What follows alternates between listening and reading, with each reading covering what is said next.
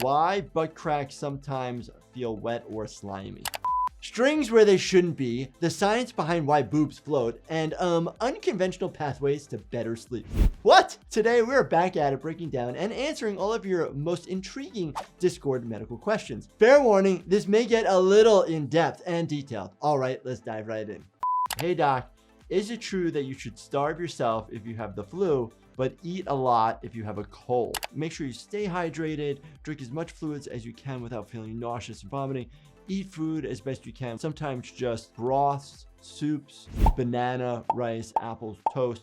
These sorts of things are, gentle on the body, but anything that you can tolerate, get in your body for nutrients is good when you're fighting infection. Does masturbating actually help you sleep? After somebody masturbates, it actually can help you relax and calm down, and it has to do with oxytocin and endorphins. So it's not necessarily the fact that it's like a sedative per se, but it actually calms you down. And so if you're having trouble with anxiety, or you can't just like turn off the thoughts of your brain, this could be the mechanism of why you're able to sleep better afterwards, just because everything has calmed down. Calm down, doctor. Is it a myth or truth that bigger ears mean better hearing? Hearing definitely has to do with basically the apparatus within the ear itself down into canal. If you go to an audiologist, they actually put headphones on, pushing the sound in to test your hearing. So it's not worried about how the sound is getting in. It's actually testing your hearing apparatus, which is inside. So it doesn't have anything to do with the outer aspect of your ear. How can my feet smell if they do not have a nose? Boom, funny. Well, how can your nose run if it has no feet? Right back at you. But let's talk about this. Why do your feet smell so bad? Our feet smell potentially because, one, there's a ton of sweat glands, which anytime there's a lot of sweat glands, it increases your risk of lots of bacteria. And we put our feet in shoes. How often do you really look at a man's shoes? And we don't let them air out, and it could be an area of a lot of moisture, and it allows things to grow a little bit more. Really important to make sure that you keep your feet dry, to clean your shoes, to dry your shoes if they get wet. Make sure you're using socks that help with keeping your feet dry, lots of different things. Dude, I'm 30. Why does my voice still crack? I am in my 40s. My voice still cracks as well. Quite normal. No more jam? When we are going through puberty, our voice changes, but as we get older, it can crack anytime. And it just has to do with how the sound vibrates across our vocal cords and the different air movements. So there could be moments where it's a little abnormal, disturbed, or just a different amount of space to where the air is flowing through it, and it could crack. If you're having consistent issues or pain, maybe get seen by an ear, nose, and throat doctor where they can stick a quick camera down and look at your vocal cords to make sure that they're functioning the way that they should and there's no abnormal growth.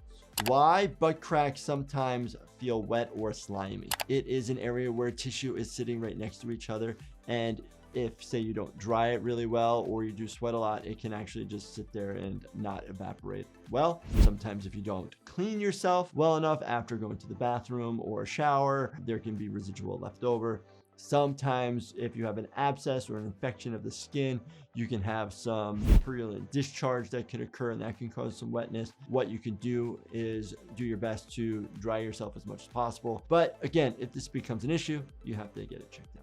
I found a string inside my feces. Should I be worried? If it's truly a string, it's probably something you accidentally ingested and it was basically benign, so the body just let it pass through. There was no nutrients to absorb and the body couldn't break it down. Now, if you have the string and it's moving, it's probably a worm, because worms that are inside of our bodies are quite white. So if you do see this, please make sure that you show it to a healthcare provider, even take a photo of it or a video so we can actually see it. Treatment for it is probably quite easy. Since it's a type of parasite, there are medications that we can give, but there are long-term effects of having worms in our body, and typically relating to malnutrition and structural changes within different organs. So please definitely get this checked out. Why does my eyelid keep randomly twitching? Your eyelid is made up of a couple different muscles and it's innervated by different nerves. So most of the time it's a muscle spasm that usually people feel when the eyelid's a little bit open and it kind of like flickers. One of the simple things that you can do is close your eyes and actually contract it really tightly and then relax it. Contract it and relax it. Make sure you stay hydrated, and then obviously, you know, make sure that you're ingesting the appropriate nutrients. Make sure that there's no electrolyte abnormality, because muscle spasms occur for multiple different reasons. I noticed that ever since I started lifting, my right arm is bigger than the other. Is this something I should be worried about? Should I focus more time on my left arm than my right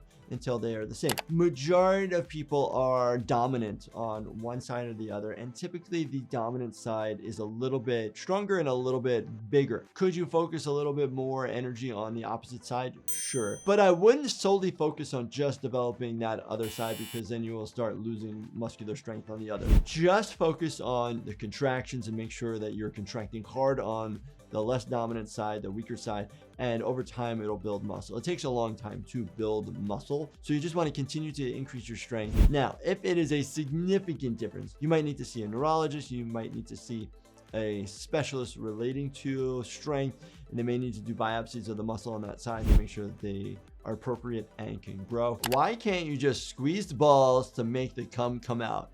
Everything has to be in the right time, because you have sperm in the testes, but it needs to be a part of the ejaculate, which is the semen, that needs to be mixed in together. It needs to also have propulsion, so it has to get out of the body, and that's why we have these different types of muscle spasms and contractions that occur with erectile tissue to get it out, to put it in the appropriate place to make a baby. Why do boobs float? Adipose tissue, which is the fancy word for fat tissue, actually floats in water. And that's because the specific gravity of water is 1.0 and the specific gravity of fat is actually less. The specific gravity of bone and muscle are higher than 1. Thus, if you have a higher density of that, you potentially will sink a little bit more. When a girl gets her period, can't she just donate the blood to people that need it? Like, it comes out anyway, why waste it? I will give the answer to why that wouldn't work well. There is natural bacteria within the female's vagina that protect it. So when the blood comes out,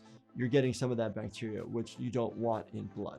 Okay, you don't want to then give that into somebody intravenously. Also, the blood starts clotting, which means that clotting factors are being released, as well as cellular breakdown, which you do not want, because you don't want the cell walls to break down. There's different electrolytes that could be shifting, and it wouldn't be appropriate to give somebody else, and you can't pretty much like undo those clots, and then the cells are broken. Very good questions, always thought-provoking, always keeping me on my toes to come up with the answer just like right away. This is literally what happens to me at the hospital when I see a patient. Somebody will ask me a random question I wasn't ready for, and I got to come up with it off the top of my head. But I really enjoy this. Please make sure that you continue to send me these questions. I will happily answer them. And as always, make sure you binge watch this playlist right here, and make sure that you subscribe, turn your bell notifications on, and hit that like button for me. Thank you so much for watching, and stay healthy, my friends.